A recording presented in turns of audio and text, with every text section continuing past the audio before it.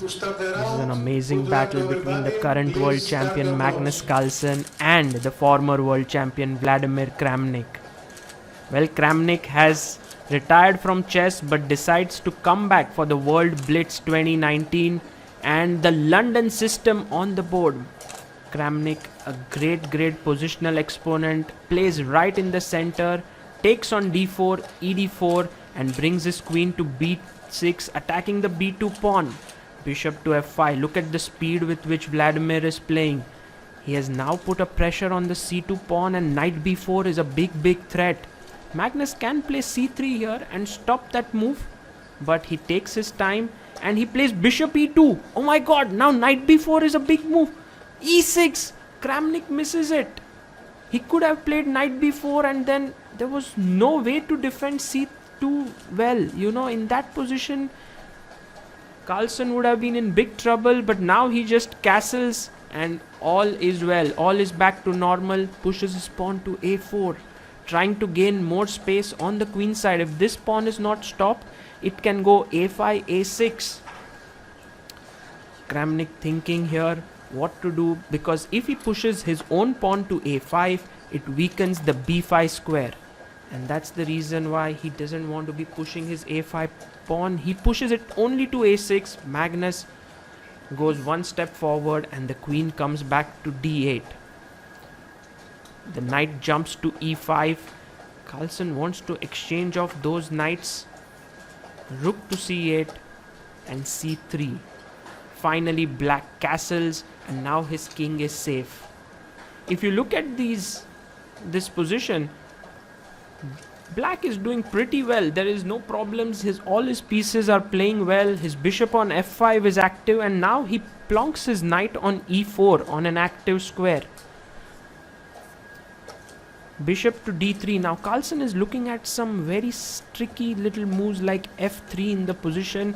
Kramnik adjusts himself in the chair. He knows that now is the time to think carefully. He takes on e5 and bishop takes e5, instantly played by Magnus.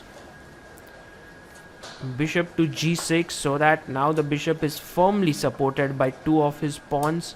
Until now black has played well. He has also managed his clock very well. If you look at the times, both players have 2 minutes 20 seconds on the clock. Carlsen plays bishop f4, just moving his bishop one step back, and could be that f3 is coming up. Now knight to d6, and this is the moment where Magnus begins to show his class. It seems he takes on g6, doubles the pawns, and now this is just entirely based on his feel. Magnus Carlsen is thinking whether he should take on d6 or not. Usually a bishop is a superior piece than a knight, but in this very case Carlsen realizes that his knight would be better than the bishop. He puts his pawn on g3. His idea is to play h4, king g2, h5 and begin playing on the king side. But meanwhile Kramnik realizes this danger and plays b5. He wants to start playing on the queen side. The b3 knight is somewhat under pressure, and also the b2 pawn. That's why Magnus played rook e2 and supported the b2 pawn. Now rook to b8. The knight comes back. It's a beautiful route for the knight to go from d3 to e5. Now Kramnik plays his queen to b5 and h4. Magnus is looking at king g2 and h5 at the right moment. Rook fc8, and look at this move, rook d2, opening the queen's path to h5 so that h5, h4, h5 pawn push can be made. Kramnik now goes rook a8. He wants to push his a pawn, but before that Magnus's queen has already entered on Kramnik's king side. g6 has been played, and now the queen. Magnus thinks for a bit. Where should he move the queen? He moves it to h6, king g2 and rook h1 on the cards. Vladimir assesses whether he should deal with that threat. No, a4 is played, now threatening rook h1. Bishop comes back, moving the queen out, and queen comes back to f4. You can see how Magnus is 30 seconds ahead on time now, but Kramnik has managed his time very well. He still has 1 minute 27 seconds and the position is still quite complicated. Although the black king is slightly under pressure with the queen on f4, knight jumping to e5 and the rook coming to h1, Black has his own counterplay against the b2 pawn and a4, a3 threatened. But who is going to come up ahead in this position? Bishop to g7, and Carlsen plays his knight to e5, threatening the f7 pawn. If you take the knight, then after queen e5, the dark squares are tremendously weak. So that's the reason why you cannot pick up that knight. You have to defend your pawn on f7, and Vladimir comes back to e8, defends the f7 pawn. This is the moment where Carlsen has to think what to do next. He has things going his way, but he needs one more piece into the attack. How should he be bringing that in?